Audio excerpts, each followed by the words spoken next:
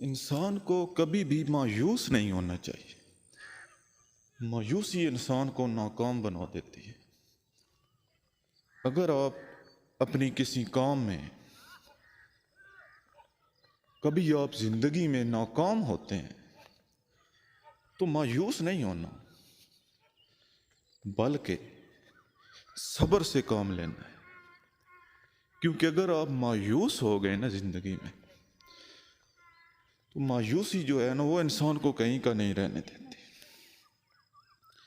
इसलिए कभी भी आपने ज़िंदगी में मायूस नहीं होना, हमेशा हिम्मत से काम लें, हिम्मत ना हारे।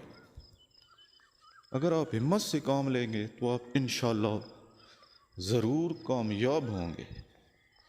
इसलिए सब्र से काम लें, कभी भी मायूस मत हो।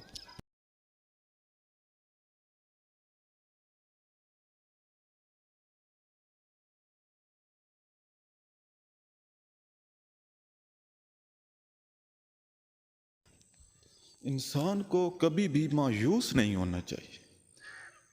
मायूस